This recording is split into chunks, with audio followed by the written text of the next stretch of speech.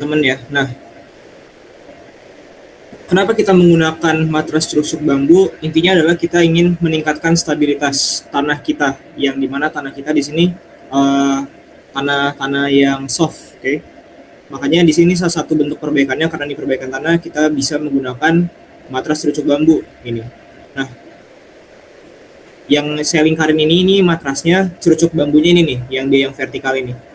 Oke, jadi dia kayak semacam kayak fondasi gitu. Nah, itu singkatnya seperti itu. Teman-teman bisa lihat dari laporan yang saya berikan ya. Bisa saya kasih ke ketua kelas. Nah,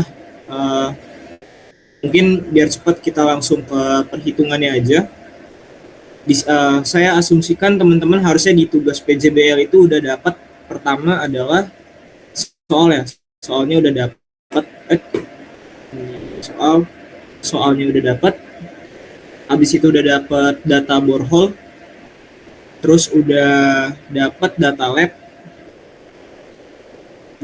lab, terus sama dapat ini nih dimensi dari si timbunan kita. Ini nih dimensi timbunannya ini, bagian dari sini sampai ke sininya itu adalah 10.300 mm atau 10,3 meter lah, atau 10,3 meter. Ini lebar atasnya. Nah, untuk tinggi timbunannya itu sebesar ini 2,5 meter ya, 2.500 mm itu. Nah, ini teman-teman bisa mengetahui tinggi bawah si timbunan ini kan udah ada rasionya kan. Kalau ke sampingnya itu 2, ke bawahnya itu 1. Nah, jadi kan kita udah tahu nih ke atasnya itu 1. Berarti kan untuk sisa yang di sini, nah, ini ya biar gampang ya. Oke, nah kita kan tahu kan di jarak dari yang sini sampai sini itu kan sebesar 10,3 meter. Nah, berarti kan sisanya itu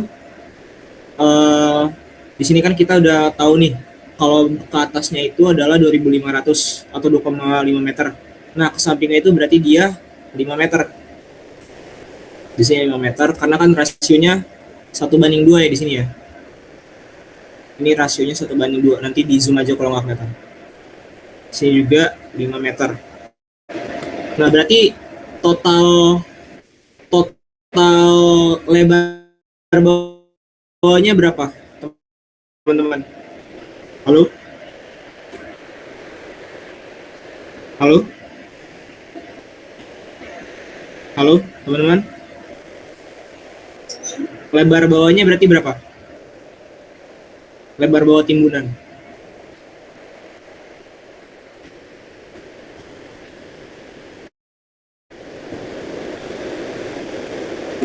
(20,3 meter ya? Iya betul, berarti lebar bawahnya 20,3 meter ya. Saya harap teman-teman mengikuti.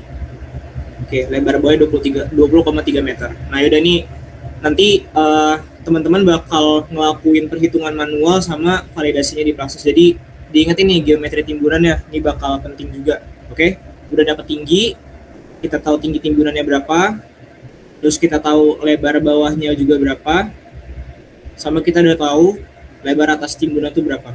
Oke, dan ingat juga satuannya. Oke, itu udah ya. Nah, kemudian untuk kita langsung masuk ke Excel. Saya hide dulu aja kali di sini. Nah, di sini saya udah bikin, kita kesini dulu ya, ke pengklasifikasian tanah. Saya yakin teman-teman kalau dari Rekfon harusnya sudah tahu gimana cara menginterpretasikan setiap layer tanah itu dari borehole. Nah, dan pasti setiap interpretasi orang itu berbeda. Namun interpretasi saya kayak gini. Saya membatasi antar layer itu berdasarkan dari nilai SPT-nya sama konsistensi tanahnya ini. sama nilai SPT. Oh, tadi saya bilang SPT. SPT sama konsepnya menginterpretasikan di 4, 5, 6, 7, 8, 9, stop board, udah nggak ada lagi. Di sini saya menginterpretasikan ada 11 layer. Oke.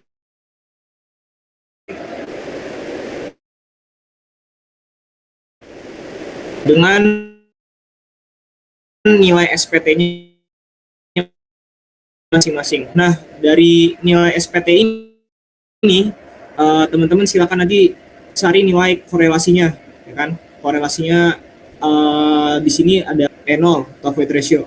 CC itu nilai coefficient of compressibility, CC. Nah, ini bisa didapat dari data lab juga. Cuman pas saya lihat data lab yang udah dikasih, kalau di tahun saya itu dia cuma di kedalaman 11,5 sampai 12 meter.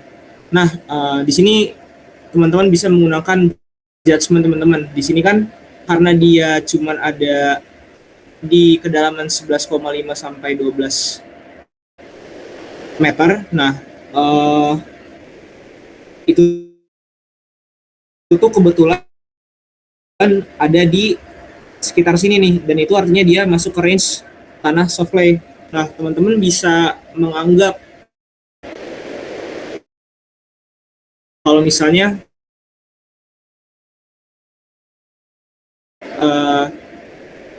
layer yang soft clay ini itu tuh nilai CC sama nilai EO-nya itu bisa diambil dari data lab gitu. Tapi kalau saya di sini kebetulan tidak pakai dari data lab karena saya membandingkan nilai CC sama NO-nya ini tuh berdasarkan korelasi. Tapi alangkah baiknya lebih baik pakai pakai dari data lab saya punya judgement sendiri. Jadi belum tentu apa yang saya kerjakan ini bisa benar secara objektif gitu. Nah, itu tergantung interpretasi teman-teman. Nah, kemudian kita buat dulu nih soal yang mau kita kerjakan.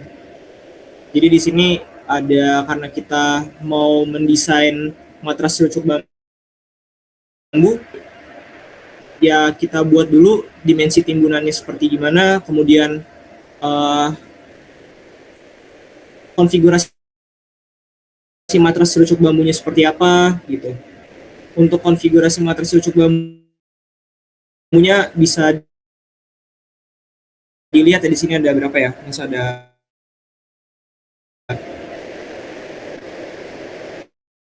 ini untuk awal lah, ini ada 1, 2, 3, 4, 5, 6, 7, 8, 9, 10, 11, 12, 13, 14, 15, 16, 17, 18, 19, 20, 21.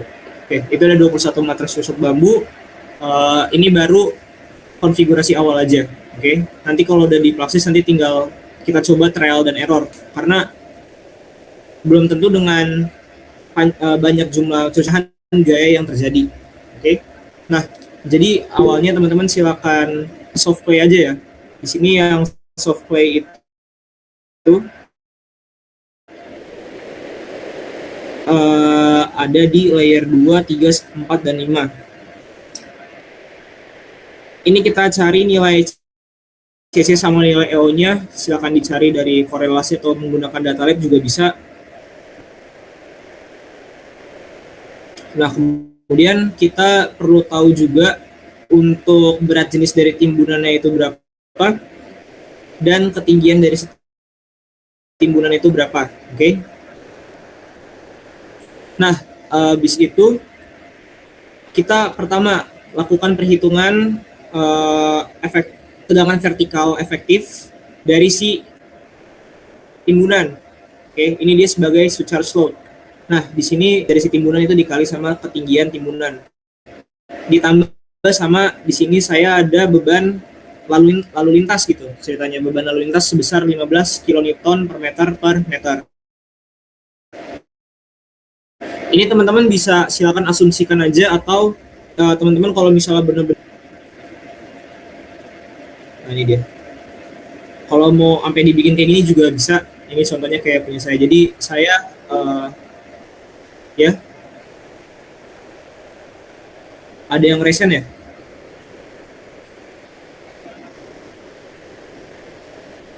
Halo,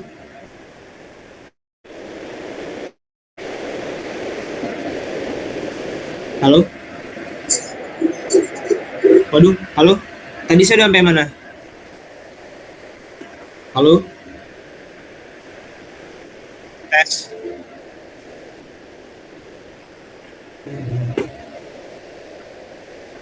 Halo, suara saya udah terdengar? Terdengar? Oke. Tadi udah sampai mana?